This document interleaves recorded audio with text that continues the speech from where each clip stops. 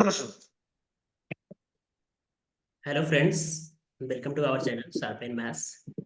जैसा कि आप देख पा रहे हो, हमारे साथ एक शख्स है, श्रवण दास, जिन्होंने इस बार सी एस नेट काफ़ी अच्छी रैंक, बोला जाए तो 42 रैंक के साथ जेआरएफ क्वालिफाई किया है। और इनके पास बहुत सारा एक्सपीरियंस है। शायद इन्होंने 2-3 अटेम्प्ट के बाद क्वालिफाई किया है। तो सारा एक्सपीरियंस यहाँ पे शेयर करेंगे, और अभी जो आने वाला एग्जाम है दिसंबर, उसके लिए भी स्ट्रेटजी बताएंगे वो अपना अनुभव के अनुसार जो भी है। तो उनसे ही आप सुनिएगा। So welcome Shravan in our channel and thank congratulation. You sir. Okay. So Shravan, थोड़ा सा वो जो टॉपिक है जेआरएफ रिलेटेड, उससे पहले आप थोड़ा सा अपना बैकग्राउंड के बारे में बताओ। आप थोड़ा कि ग्रेजुएशन मास्टर्स उसकी कैसी थी आपकी स्टडीज, करिकुलम बैकग्राउंड ग्रेजुएशन में और मास्टर में कहाँ से हुई? हाँ, एक्चुअली मैं कोलकाता से हूँ। तो हम मैंने मेरा बीएससी किया महाराजा मुनिंद्र चंद्र कॉलेज, जो कि यूनिवर्सिटी ऑफ कैलकाटा का एफिलिएशन में है। तो हम लोग का बीएससी में मैथमेटिक्स, मेरा बीएससी में मैथमेटिक्स ऑनर्स था और पास कोर्स में फिजिक्स और केमिस्ट्री था। तो यूनिवर्सिटी ऑफ कैलकाटा में मैथमेटिक्स ऑनर्स में 800 नंबर का हम लोग का कोर्स था। तो फर्स्ट ईयर में 200 नंबर, सेकेंड ईयर में 200 नंबर और थर्ड ईयर में 400 मार्क्स। ये था हम लोग का करिकुलम। तो बीएससी का करिकुलम में हम लोग रियल एनालिसिस पढ़ा, जो कि एकदम स्टार्टिंग से, जैसे कि रियल नंबर सिस्टम से स्टार्ट होके फिर पॉइंट सेट टोपोलॉजी, उसके बाद limit, continuity, differentiation, integration, sequential series of function, फिर मल्टी वेरिएबल कैलकुलस, ये सब हमने रियल एनालिसिस में पढ़ा। अलजेब्रा में भी हम लोग ग्रुप, रिंग, ये सब चीज पढ़ा। लीनियर अलजेब्रा पढ़ा। लीनियर अलजेब्रा में हम लोग को अ, अब एकदम matrix, determinant, then vector space, inner product space, ये सब पढ़ा। और इस सब के जो साथ साथ बेसिक। हम लोग का कोर्स में अप्लाइड अप्लाइड का भी बहुत सारा कोर्स था, जैसे कि रिजिड डायनामिक्स, हाइड्रोस्टैटिक्स, ये सब हम लोग बीएससी में पढ़ा। और मैंने कलकत्ता यूनिवर्सिटी से मेरा बीएससी कंप्लीट किया। उसके बाद मैं वेस्ट बंगाल स्टेट यूनिवर्सिटी का एफिलिएटेड कॉलेज में ब्रह्मानंद केशव चंद्र कॉलेज से मेरा एमएससी किया। तो एमएससी में हम लोग का स्पेशलाइजेशन था आइदर प्योर लेना और अप्लाइड लेना। तो उसमें मैंने प्योर का कैरिकुलम लिया। और प्योर में वहाँ पे हम लोग जो कोर कोर्स में हम लोग measure theory, function analysis, topology, abstract algebra, जो कि हर एक यूनिवर्सिटी का कोर्स में रहता है, ये सब पढ़ा है। और ऑप्शनल पेपर में स्पेशलाइजेशन में मैं ऑपरेटर थ्योरी, फंक्शनल एनालिसिस, ये सब सब्जेक्ट का पढ़ाई किया एमएससी में। एमएससी आपकी कब कंप्लीट हुई? हाँ, मेरा एमएससी कंप्लीट हुआ 2020 में। ओके, तो आप मानते हो कि जो आपने पढ़ा, जैसे टॉपिक बताया, ग्रेजुएशन में काफी अच्छी इन्वायरमेंट होता है। आप बताओगे अपने अकॉर्डिंग कलकत्ता यूनिवर्सिटी का कैसा इन्वायरमेंट होता है, अंडर ग्रेजुएशन कोर्स कैसा होता है, और मास्टर्स में आपने जो पढ़ा, क्या आपको उस समय बेनिफिट हुआ? उस समय नेट का देने लायक आप एलिजिबल हो गए थे? एलिजिबल तो हो गए थे, मतलब प्रिपरेशन हो चुका था या फिर थोड़ा और जरूरत था? तो इसके बारे में कुछ बताओ। हाँ, हम लोग जब बीएससी में जो पढ़ाई किया, हम कलकत्ता यूनिवर्सिटी का सिलेबस थोड़ा टफ टफ होता है, क्वेश्चन पेपर्स भी थोड़ा डिफिकल्टी होता है। तो बीएससी में हम पढ़ाई किए थे। तो बीएससी में क्या किया, बीएससी में हम लोग खास करके मैं जो पढ़ाई किया, मतलब वो कोर्स रिलेटेड ही पढ़ाई किया, ज्यादा कुछ पढ़ नहीं पाया। लेकिन हम लोग का जो टीचर्स थे बीएससी में, हम लोग का कॉलेज का, वो लोग बहुत अच्छे थे, बहुत मोटिवेटेड थे। तो कॉलेज में ही हम मेरा जो टीचर्स थे, वो लोग मतलब उन्होंने हम लोग को बहुत मोटिवेट किया कि तुम लोग नेट दे सकते हो, हायर स्टडी में जाके ऐसे ऐसे होता है, आईआईटी एनआईटी में पीएचडी होता है, उससे भी अच्छे रिसर्च इंस्टीट्यूशन वगैरह है। ये सब के बारे में हम लोग को बीएससी में ही हम लोग का कॉलेज के टीचर से जानकारी मिला था। उसके बाद जब हम एमएससी करने आए, तो एमएससी करने के टाइम में मैंने एनालिसिस का ज्यादा पेपर लिया था। तो उसमें जब हम जो कोर कोर्स में जो टोपोलॉजी, फंक्शनल, ये सब पढ़े थे, उसके बाद स्पेशलाइजेशन पेपर में जो ऑपरेटर थ्योरी, एल्जेब्रिक टोपोलॉजी, ये सब का पढ़ाई किया। लेकिन उस टाइम क्या हुआ, ये सब पढ़ते पढ़ते हम क्या हुआ कि नेट का तैयारी उतना अच्छे से नहीं कर पाए। तो हम्म। ये सब क्योंकि नेट में तो ये सब टॉपिक्स उतना नहीं आता है। नेट में तो बीएससी और एमएससी फर्स्ट ईयर का टॉपिक से ही क्वेश्चन आता है। तो एमएससी करते करते उतना तैयारी नहीं कर पाए। तो हमने फॉर्म फिलअप किया था नेट का, एलिजिबल तो हो गए थे, लेकिन हमने एग्जाम नहीं दिया था। जब 2020 का जून में मैं सोचा था कि हम इस बार नेट के लिए अपेयर मतलब नेट दूंगा। लेकिन क्या हुआ कि उसी टाइम कोविड-19 आ गया, तो हम्म। एग्जाम पोस्टपोन हो गया। तो वही एग्जाम जाके हुआ तो 2020 का बीस अक्टूबर बीस या नवंबर में, शायद दिसंबर, अक्टूबर में हुआ। नवंबर में आई अक्टूबर में थिंक। हुआ। हाँ नवंबर में हुआ। तो उस बार एग्जाम दिया हमने, लेकिन उतना अच्छा नहीं हुआ उस बार। अभी मेरा याद है कि मेरा 80 या 81 ऐसा मार्क्स आया था, लेकिन उस बार कट ऑफ भी ज्यादा हाई गया था। उस बार 114 कट ऑफ गया था जेआरएफ का। तो उस बार तो अच्छा नहीं हुआ। तो उसके बाद से हम पढ़ाई स्टार्ट किए नेट के लिए। ठीक मतलब एकदम प्रॉपर वे में, जैसे मतलब आप मतलब जो प्रॉपर वे में जैसे प्रिपरेशन लेना होता है, तो एमएससी के बाद से ही सही से स्टार्ट किया। वो ठीक है, मतलब इसमें प्रीवियस ईयर आप का एक क्वेश्चन मिनट, देखना। आप इसमें ये भी मेंशन करना कि आप जो प्रॉपर वे बोल रहे हैं, जब आपने सोचा कि प्रॉपर वे में स्टार्ट करते हैं, तो आपकी स्ट्रेटजी क्या रही है स्टार्टिंग, क्या क्या फॉलो किया, कैसे कैसे प्रिपरेशन, उसको भी आप ऐड करना अपना जो बोल रहे हो उसमें कंटिन्यू करके।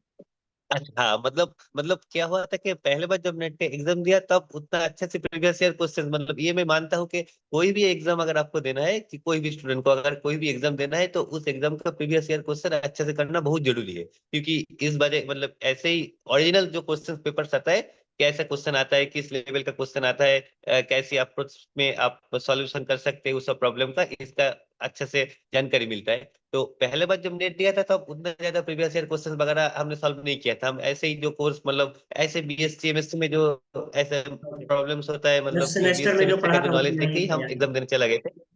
हाँ सेमिस्टर में जो पढ़ाया गया था उससे ही हम गए थे। उसके बाद से हम प्रीवियस ईयर क्वेश्चन ये सब अच्छे से करना स्टार्ट किया। मतलब प्रीवियस ईयर क्वेश्चन करना मतलब सिर्फ नेट का नहीं, ये भी मतलब नेट के साथ साथ जो वेस्ट बंगाल में जो सेट होता है उस सेट का क्वेश्चन पेपर, या जो टीआईएफआर या जो एनबीएचएम, ये सब क्वेश्चन का क्वेश्चन पेपर हमने उसके बाद से करने मतलब करना शुरू किया। और जब हम वो नेट का प्रीवियस ईयर क्वेश्चन पेपर या गेट का प्रीवियस ईयर क्वेश्चन पेपर या एनबीएचएम टीआईएफआर का प्रीवियस ईयर क्वेश्चन पेपर हमने करना स्टार्ट किया, तब मुझे ये महसूस हुआ कि मेरा कितना कुछ वीक रह गया था एमएससी या बीएससी का कोर्स में। क्योंकि हम तो सोचता था कि हम बीएससी एमएससी में पढ़ लिया, टेक्स्ट बुक तो बहुत कुछ सीख गया, सारे थ्योरम वगैरह सब कुछ है। लेकिन जब मैंने पढ़ना स्टार्ट किया तब बहुत क्वेश्चंस में अटक गया, बहुत क्वेश्चंस में डिफिकल्टी आया सॉल्व करने में। तब मुझे पता लगा कि बहुत कुछ वीक पॉइंट रह गया था जो हम बीएससी एमएससी में उतना ध्यान से नहीं पढ़ा था। मान लीजिए एस के पापा का बुक, तो हम सोचते थे कि एस के पापा का बुक का प्रॉब्लम्स मुझे आता है। लेकिन जब मैं प्रीवियस ईयर क्वेश्चन पेपर्स करने गया तब मुझे पता लगा कि इसके पापा का बुक्स का रियल एनालिसिस का हर एक थ्योरम भी मुझे ठीक से समझ में नहीं आया था। जो कि मुझे लगा था कि मैं समझ गया, लेकिन उसके अप्लाई नहीं कर पा रहा था। तो उससे मैंने फिर से थ्योरी पढ़ना स्टार्ट किया, अच्छे अच्छे बुक्स पढ़ना स्टार्ट किया। जहाँ से कोई स्टडी मटेरियल मिला वहां से वो स्टडी मटेरियल से थ्योरी को अच्छे से फिर से एक बार रिवाइज करना स्टार्ट किया। तो ये सब करते करते थोड़ा इम्प्रूवमेंट हुआ। तो मतलब नेट का जो प्रीवियस ईयर का क्वेश्चन पेपर उसका सॉल्व मैं थोड़ा बहुत कर पाया। लेकिन पहले जब मैं स्टार्ट किया था तब नहीं हो, मतलब स्टार्टिंग में बहुत प्रॉब्लम होता था, दिक्कत होता था वो प्रॉब्लम सॉल्व करने में, तो ओरिजिनल क्वेश्चन पेपर सॉल्व करने में। तो यहाँ पे हम लोग बोल सकते हैं कि जो हम लोग अगर प्रिपरेशन स्टार्ट करते हैं, थोड़ा सा बेसिक, अगर एमएससी बैकग्राउंड पढ़ा हुआ है, बीएससी में पढ़ा हुआ है, तो अगर प्रीवियस ईयर के क्वेश्चन को ओवरव्यू जस्ट करें, किस टाइप के क्वेश्चंस पूछे जाते हैं, उसको देखने के बाद उसके अकॉर्डिंग प्लान बनाए पढ़ने के लिए कि ये बुक्स फॉलो करना चाहिए, अभी मुझे कहाँ कहाँ बिग पॉइंट है। जैसे आपको पता चला कि हाँ प्रीवियस ईयर क्वेश्चन आप सॉल्व कर रहे थे, तो वो जो एमएससी में जितना पढ़ा था उससे से काम नहीं चल रहा था। नेट में थोड़ा डिफरेंट वेराइटीज ज्यादा है क्वेश्चंस के, तो डिफरेंट डिफरेंट क्वेश्चंस देखने से आपको पैटर्न पता चला, उसके अकॉर्डिंग प्लान करके आपने कंटिन्यू किया, कह सकते हैं यहाँ पे। तो हाँ हाँ हाँ जी सर जी, ये मुझे भी लगता है कि एक बार क्वेश्चन पेपर देख लेने से पता लगता है कि कौन सी लेवल का थ्योरी पढ़ना है, या ये सब कुछ पढ़ना है। या ये भी तो एक चीज है कि नेट में या कोई भी कॉम्पिटिटिव एग्जाम में आजकल जो क्वेश्चंस आ रहा है वो एक कॉन्सेप्ट के ऊपर बेस करके नहीं आ रहा है। ऐसा भी प्रॉब्लम्स आ रहा है जो उसको सॉल्व करने के लिए आपको लीनियर अलजेब्रा का भी नॉलेज लगेगा, रियल एनालिसिस का भी नॉलेज लगेगा। तो ये सब तो हम लोग बीएससी एमएससी का कोर्स में नहीं होता है। अगर लीनियर का क्वेश्चन है तो वो सब लीनियर से ही बनेगा, या रियल का क्वेश्चन है तो सब रियल से ही बनेगा। लेकिन ये जो मल्टी एंगुलर कॉन्सेप्ट से जो क्वेश्चन आजकल आ रहा है, तो इसके बारे में पता लगेगा तो और भी अच्छे से थ्योरी अगर कोई पढ़ेगी कि क्या इंटर रिलेशन है दो सब्जेक्ट के बीच, ये सब कॉन्सेप्ट अगर आप नेट का क्वेश्चन पेपर या कोई भी एग्जाम का ओरिजिनल क्वेश्चन पेपर से एक बार देखेंगे तो आपको मुझे लगता है कि ज्यादा पता लगेगा, और थ्योरी भी आपका ऐसे डायरेक्शन में आप पढ़ सकते हैं। एग्जैक्टली, तो आप ये मानते हो कि जैसे आप बोले कि प्रीवियस ईयर पे ज्यादा आपने फोकस किया प्रिपरेशन, लगभग आपने शायद खुद से किया और प्रीवियस ईयर क्वेश्चंस को ज्यादा जोर दे के किया है, तो आप मानते हो कि पहले जो क्वेश्चंस पूछे जाते थे और अब जो आ रहा है 2-3 साल में, जब से एनटीए लेना स्टार्ट किया, ऑनलाइन एग्जाम स्टार्ट हुआ है, आपने यहाँ पे एक वर्ड भी यूज किया कि मिक्स करके क्वेश्चन पूछे जा रहे हैं, तो क्या पैटर्न में चेंजिंग हुआ है? आपका अनुभव क्या, आपने तो पूरा एनालाइज किया प्रीवियस ईयर, आप इतना अच्छा रैंक लेके आए हो, ऑब्वियसली आपका स्कोर भी कुछ आप बताओगे अपने से, कितना स्कोर आया? 132 आया अप्रोक्स। सो 132 इन 200 इज हाँ very good marks in CSR NET. So कहीं ना कहीं आपको तो एनालाइजेशन होगा, तो पैटर्न चेंज हो रहा है। तो अगर कोई स्टूडेंट्स अभी तैयारी करना स्टार्ट किया है और वो भी प्रीवियस ईयर देखता है या फिर पहले से तैयारी करते आ रहे हैं, तो किस तरह से चेंज हुआ है उसके बारे में आपका क्या एनालाइजेशन है? हाँ, इसके बारे में कि मैं क्वेश्चन पेपर्स अगर आप देखेंगे तो ये आपको लगेगा, तो कोई भी स्टूडेंट को ये लगेगा कि 2011 मतलब अभी जो पैटर्न में नेट एग्जाम होता है ये तो 2011 से स्टार्ट हुआ है। ये जैसे कि part A, part B, part C करके, पार्ट बी में MCQ, पार्ट सी में MSQ, ये इस पैटर्न सबसे स्टार्ट हुआ है 2011 से। तब से अगर आप देखेंगे कि 2011 से लेकर 2015-16 तक क्वेश्चन का लेवल ऑफ डिफिकल्टी या क्वेश्चन का पैटर्न कुछ अलग टाइप का होता था। उसके बाद से धीरे धीरे ये और भी चेंज होते जा रहा है। तो इसका पीछे तो ये भी एक चीज है कि पहले डायरेक्ट क्वेश्चन आता था कि एक ही कॉन्सेप्ट से क्वेश्चन आ रहा है। अभी अगर मान लीजिए कॉम्प्लेक्स एनालिसिस, अभी अगर कॉम्प्लेक्स एनालिसिस का क्वेश्चन भी आ रहा है तो आप उसको एकदम ठीक से क्लासिफाई नहीं कर पाएंगे कि ये इसी चैप्टर का है या उसी चैप्टर का है। हो सकता है कि बहुत सारा क्वेश्चन ऐसा आ रहा है जिससे दोनों चैप्टर्स का या जो हम लोग जो अलग अलग जो चैप्टर्स पढ़ते हैं, मान लीजिए कॉम्प्लेक्स एनालिसिस का ही, लेकिन दोनों का ही कॉन्सेप्ट यूज करके आपको वो क्वेश्चन सॉल्व करना होगा। तो ये एक चेंज है कि एक से ज्यादा कॉन्सेप्ट को अभी एक साथ मिला के क्वेश्चंस आ रहा है। तो अगर मतलब जो अभी अगर कोई स्टूडेंट अगर अभी प्रिपेयर हो रहा है कि नेक्स्ट मतलब 2024 का या 2025 का CSIR नेट के लिए, तो उन लोग के लिए खास करके 2015 या 2016 के बाद से जो क्वेश्चंस आ रहा है उस क्वेश्चंस पे ज्यादा फोकस करना चाहिए। क्योंकि पहले क्वेश्चंस का तरीका एक तरफ का था, अभी थोड़ा दूसरे टाइप का आ रहा है और दिन प्रतिदिन लेवल ऑफ डिफिकल्टी भी बढ़ते जा रहा है। तो इसका पीछे ये एक रीजन है कि जब 2011 या 2012 2013 साल में जो लोग क्वेश्चन देते थे उन लोग के पास, जो लोग प्रिपरेशन ले रहे थे या जो लोग नेट दे रहे थे, उन लोग के पास प्रिपरेशन लेने के लिए ज्यादा कुछ नहीं था। तब ऑनलाइन मटेरियल भी अवेलेबल नहीं था, इतना यूट्यूब चैनल भी नहीं था, प्रीवियस ईयर क्वेश्चन पेपर्स भी नहीं था। तो उसी टाइम एक टाइप का एग्जाम होता था, अभी डिफरेंट टाइप का एग्जाम हो रहा है। तो क्वेश्चन सब डिफिकल्टी तो दिन प्रतिदिन बढ़ते जा रहा है। और अभी क्या हो रहा है कि एक बार अगर प्योर से टफ क्वेश्चन आया है तो नेक्स्ट बार अप्लाइड से टफ क्वेश्चन आ रहा है। तो इसीलिए पूरा सिलेबस कवर करना भी बहुत जरूरी है। क्योंकि जैसे कि इसी बार का जो मानना है, मेरा जो मानना है कि इस बार अप्लाइड का क्वेश्चन बहुत टफ आया था। कंपैरिजन अगर कंपैरिजन करें तो रियल का क्वेश्चन या कॉम्प्लेक्स का क्वेश्चन थोड़ा आसान आया था, लेकिन अप्लाइड का क्वेश्चन बहुत ज्यादा आया था। तो कोई स्टूडेंट अगर सिर्फ अप्लाइड पे फोकस करेंगे तो उसका तो इस बार एग्जाम खराब होने का चांस ज्यादा है। इसीलिए पूरा मेरा जो मानना है कि पूरा सिलेबस कवर करना भी जरूरी है। क्योंकि कुछ कुछ टॉपिक से टफ क्वेश्चन आ रहा है, कुछ कुछ टॉपिक से आसान क्वेश्चन आ रहा है। आप अगर पूरा सिलेबस कवर करेंगे तो जो टॉपिक से आसान से क्वेश्चन आ रहा है आप उससे आंसर कर सकते हैं। ये मेरा मानना है। काफी पहले एक ही यूनिफॉर्म पैटर्न का, यूनिफॉर्म लेवल ऑफ डिफिकल्टी का क्वेश्चन आता था। अभी क्या हो रहा है, एक ही पेपर में कुछ टॉपिक का क्वेश्चन बहुत टफ है, कुछ टॉपिक का क्वेश्चन कंपैरेटिवली आसान है। जैसे कि 2022 का जो एग्जाम्स हुआ था उस एग्जाम में प्योर का क्वेश्चन बहुत टफ था। 2022 का मतलब मेरा मानना है 2022 का जो क्वेश्चन हुआ था उसमें प्योर का क्वेश्चन टफ आया था, अप्लाइड का क्वेश्चन कंपैरेटिवली इजी आए थे। इस बार वो पलट गया, इस बार अप्लाइड का क्वेश्चन बहुत टफ आया, प्योर का क्वेश्चन आसान आया कंपैरिजन में। तो इसीलिए मेरा मानना है कि पूरा सिलेबस कवर करना बहुत जरूरी है। कभी कभी जो एस्पिरेंट्स होते हैं बच्चे लोग प्रिडिक्ट करते हैं कि इस बार अगर प्योर हार्ड आया है तो नेक्स्ट टाइम हाँ applied applied is hard pure हाँ। इजी आया है तो अप्लाइड इजी आएगा नेक्स्ट टाइम, तो अप्लाइड को पढ़ते हैं। बट ये चीजें प्रिडिक्ट नहीं किया जा सकता, कुछ भी हो सकता है। CS NET exam higher level का है। तो आपका मानना है, जैसे इंपॉर्टेंट पार्ट बताया कि पहले जैसे 19-18 के पहले जब मैं दिया था या फिर क्वालिफाई हुआ था, उस समय लोग लीनियर रियल और कॉम्प्लेक्स पढ़ के जस्ट क्वालिफाई कर जाते थे, 100+ मार्क्स ले आते थे। अब पूरा सिनारियो चेंज हो चुका है, जैसे आपने भी काफी डिटेल में मेंशन किया, काफी अच्छा पॉइंट्स, छोटे छोटे पॉइंट्स को बताया कि अभी जो भी प्रिपरेशन करते हैं, जिस तरह से लोग गेट का प्रिपरेशन करते हैं, सारे टॉपिक्स पढ़ते हैं इसके लिए, उस तरह नेट को भी लेना चाहिए। आप सारे टॉपिक्स को पढ़ो क्योंकि आपको स्कोर ज्यादा ज्यादा गेन करना है, तो इस पे कॉन्शियस होना चाहिए कि सारे टॉपिक्स को अच्छे से कंप्लीट करना है। सो जी अभी सर जी। अभी जो स्ट्रैटेजी कोई बनाना चाहे, एक तो होंगे कुछ लोग जो कि जस्ट फ्रेशर होंगे, MSc पास आउट होंगे, एग्जाम के लिए प्रिपरेशन कर रहे हो। दूसरे होंगे कि 2-3 अटेम्प्ट ले चुका है, तो इसमें आपका भी अनुभव है। जैसे आपने बोला कि 81 आया था, 2-3 मार्क्स से गैप हुआ था, बीच का आपने बताया नहीं, आप 21-22 में भी एग्जाम दिए हो, फिर 23 में भी दिए हो। मे बी आप शायद अभी PhD में इनरोल हो, उस वजह से भी थोड़ा टाइम मैनेजमेंट के चलते आप अच्छे से प्रिपरेशन नहीं कर पाए, तो बीच में भी आपको 2-3 मार्क्स से गैप रहा होगा।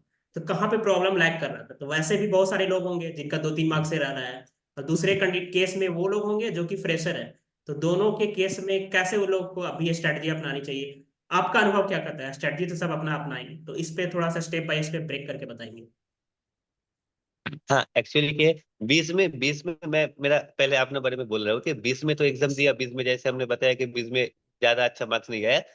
20 में जो एक ही जो एग्जाम हुआ 20 में कोविड के लिए एक ही बार एग्जाम हुआ था, तो उसमें मेरा 80 के अराउंड मार्क्स आया था और काट ऑफ था 114 ये था काट ऑफ, जहां तक मुझे याद है। तो उसके बाद हमने प्रिपरेशन सही से स्टार्ट किया, लेकिन क्या हुआ कि कोविड की वजह से 2021 में कोई एग्जाम हुआ ही नहीं, नेट का कोई एग्जाम हुआ ही नहीं। नेट का सीएसआई नेट का नेक्स्ट एग्जाम हुआ 2024 का फरवरी में। तो 2022 का फरवरी में नेक्स्ट एग्जाम हुआ। तो हम वो 2022 का अभी 2021 में हम लोग प्रिपरेशन किया, लेकिन थोड़ा डिमोटिवेटेड हो गया क्योंकि कोई एग्जाम हो ही नहीं रहा था। तो उसके बाद 2022 में हम एग्जाम दिया, लेकिन उस बार उसी टाइम 2022 में दो बार एग्जाम हुआ था, एक बार फरवरी में और एक बार शायद सितंबर या अक्टूबर में। तो उस दो बार ही हमने एग्जाम दिया और दो बार ही मेरा थोड़ा थोड़ा मार्क्स के लिए रुक गया, मतलब 2-3 मार्क्स के लिए मेरा नेट नहीं हुआ। तो उसी टाइम मुझे जो लगा था कि क्या मेरे मुझसे गलती हो रहा था कि मैंने तो तब मैंने पढ़ाई किया था, तब मैंने प्रीवियस ईयर के सारे क्वेश्चन सॉल्व किया था। लेकिन क्या हो रहा था कि मैंने अप्लाइड ठीक से नहीं पढ़ा था। अप्लाइड में सिर्फ प्योर के भरोसे एग्जाम देने गए थे, तो सिर्फ लेकिन उस बार प्योर का क्वेश्चन भी थोड़ा हार्ड है और मुझसे थोड़ा बहुत मतलब सिली मिस्टेक्स भी बहुत हो गया। इसीलिए क्या हुआ कि पार्ट बी का मार्क्स तो अच्छा आया, लेकिन पार्ट सी का दोनों बारी 2022 का दो बारी मेरा पार्ट सी का मार्क्स बहुत खराब आया। तो इसकी वजह से क्या हुआ कि पार्ट सी से ही तो ज्यादा मार्क्स कैरी होता है, तो पार्ट सी का मार्क्स खराब आया तो मेरा क्लियर नहीं हो पाया। तो उससे मुझे मतलब ये मिला कि पूरा सिलेबस पढ़ना चाहिए, ओडी पीडी ये सब भी करके जाना चाहिए, क्योंकि उससे भी मार्क्स आ सकते हैं, जो कि मैंने नहीं किया था। तो उसके बाद से मैं ओडीपीडी कैलकुलस ऑफ वेरिएशन, जो मार्कअप चेन, उस सब का भी पढ़ाई स्टार्ट किया।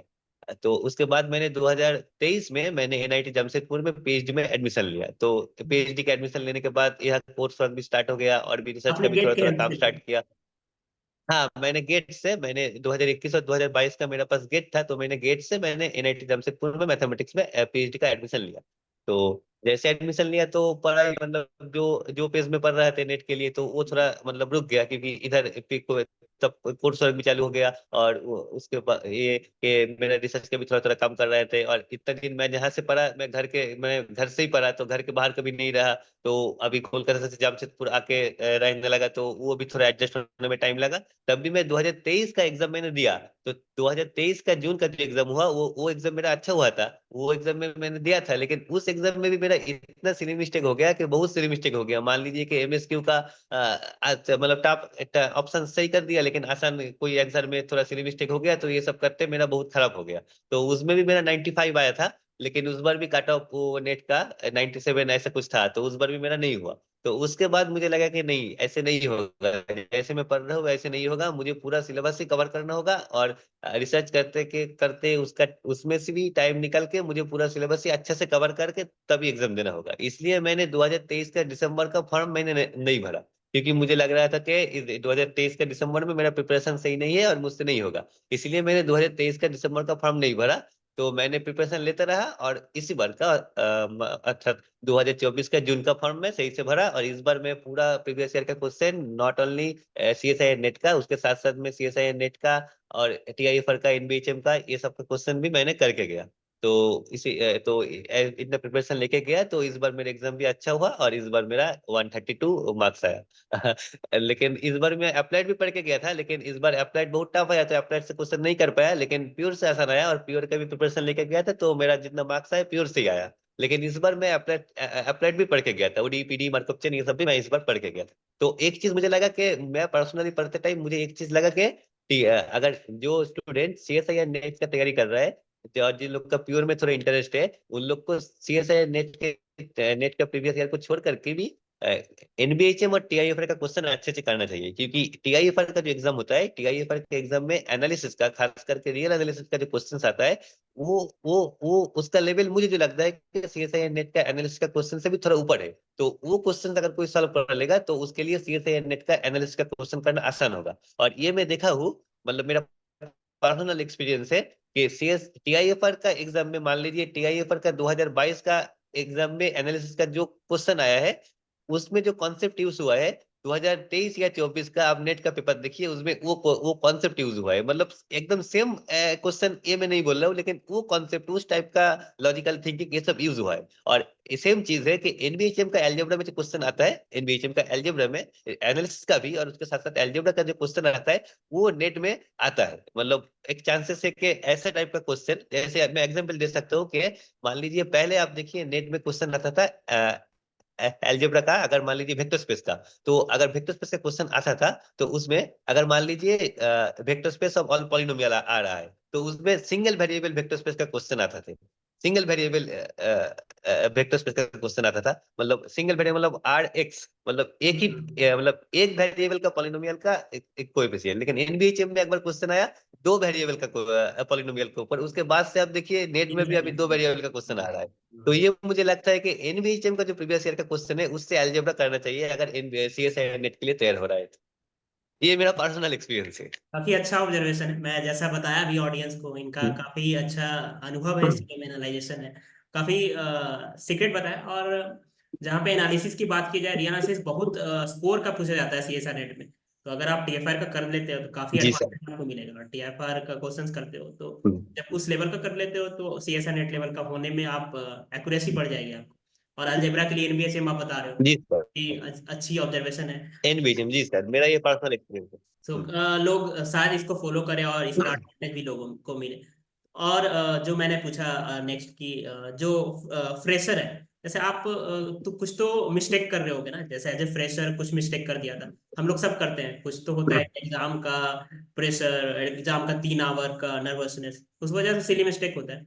तो अगर कुछ अनुभव हम लोग जो क्वालिफाई कर चुके हैं, आप क्वालिफाई किए हैं, तो जो शेयर करें उनसे, जो फ्रेशर है वो जो अटेम्प्ट बढ़ते जाता है उस गलतियां को अपना बचा सकते हैं। तो क्या गलतियां होती है आपके अकॉर्डिंग?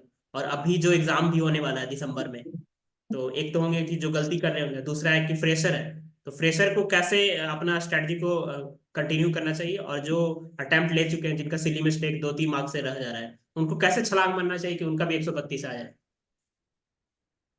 मतलब मेरा जो मानना है, जो कि फ्रेशर्स को जो अभी अभी दे रहा है, तो जितना जल्दी हो सके प्रीवियस ईयर का क्वेश्चन सॉल्व करे, तो उनसे ही उनको पता लगेगा कि थ्योरी भी क्या क्या पढ़ना है, और इसका अंदाज लग जाएगा कि उनका क्या क्या कमी है। मतलब अगर कोई फ्रेशर्स एग्जाम दे रहा है और उसका नहीं हो रहा है, तो इसका मतलब है कि उसका थ्योरी पार्ट में भी थोड़ा कुछ मतलब कमजोरी रहता है। ये हम सबका ही रहता है कि हम बीएससी के टाइम में या एमएससी के टाइम में जो पढ़ के आता है उसमें हमने बहुत कुछ मिस कर देता है। तो हाँ, जब कोई फ्रेशर प्रीवियस ईयर का क्वेश्चन करेंगे, मतलब not only NET NET GATE TI for NBHM, तो उनको एक पता लग जाएगा कि कौन कौन सी पॉइंट में या कौन कौन सी चैप्टर में या कौन कौन सी पार्ट में उनका कमजोरी है। तो उस सब का थ्योरी का पार्ट जब जैसे फिर से वो रिवाइज करेंगे, तो रिवाइज करने के टाइम से उसका स्ट्रांग हो जाएगा। तो ये एक बहुत बड़ा चीज है।